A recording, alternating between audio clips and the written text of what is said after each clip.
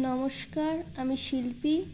আজকে চলে এসেছি MA 2024 ডিস্টেন্স অর্থাৎ DODL এর যে MA প্রথম সেমিস্টারের যে পরীক্ষাটা এবছর হলো, বাংলা সাহিত্যের ইতিহাস প্রাচীন ও মধ্যযুগ থেকে অর্থাৎ বিকোর 101, সেইখানে যে প্রশ্নটা পরীক্ষিত হয়েছে সেই প্রশ্নের আজকে ডিটেলস আমরা আলোচনা করব।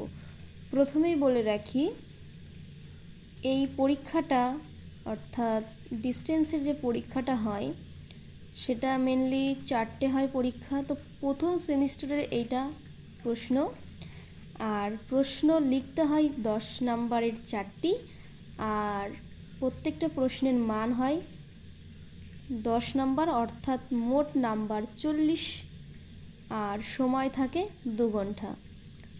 তো তার প্রথমেই আমরা চলে আসি যে প্রশ্ন নিয়ে কি প্রশ্ন দেওয়া হয়েছিল। প্রথমে দেওয়া রয়েছে যে চর্যাপদের আবিষ্কার, পুঁথি পরিচয় ও নামকরণ সম্পর্কে সংক্ষেপে আলোচনা করো।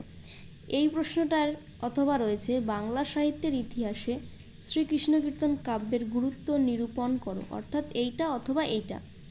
দ্বিতীয় নাম্বার প্রশ্নে আসি, মঙ্গল কাব্যের মঙ্গল নামের তাৎপর্য ব্যাখ্যা করো। অন্তত একটি মঙ্গল কাব্য থেকে দৃষ্টান্ত এনে মঙ্গল কাব্যের গঠনভিত্তিক বৈশিষ্ট্যের পরিচয় দাও, অথবা কবিকঙ্কন মুকুন্দের চণ্ডীমঙ্গল কাব্য অবলম্বনে তার কবি প্রতিভার মূল্যায়ন করো।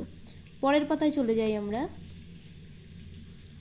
এখানে 3 নম্বরের প্রশ্নতে রয়েছে প্রাক চৈতন্য যুগের কবি চণ্ডীদাসের বৈষ্ণব পদ রচনায় বিশিষ্টতা কোথায়, সে বিষয়ে সংক্ষেপে আলোকপাত করো। এর অথবা রয়েছে কৃষ্ণদাস কবিরাজের শ্রী চৈতন্য চরিতামৃত কাব্যটি চৈতন্য জীবনী সাহিত্যের ধারায় কেন শ্রেষ্ঠত্বের দাবি রাখে, তা যুক্তিসহ আলোচনা করো। 4 নম্বর প্রশ্ন রয়েছে রোমান্টিক প্রণয় আখ্যান রূপে ইউসুফ জুলেখা কাব্যটির বৈশিষ্ট্যগুলি লিপিবদ্ধ করো। অথবা রয়েছে মধ্যযুগীয় কাব্যধারায় ময়মনসিংহ গীতিকার স্বাতন্ত্র্য বা অভিনবত্ব কোথায়, তা দৃষ্টান্ত সহ ব্যাখ্যা করো। এই ছিল 4টে প্রশ্ন এবং প্রত্যেকটা প্রশ্নের একটা করে অথবা রয়েছে।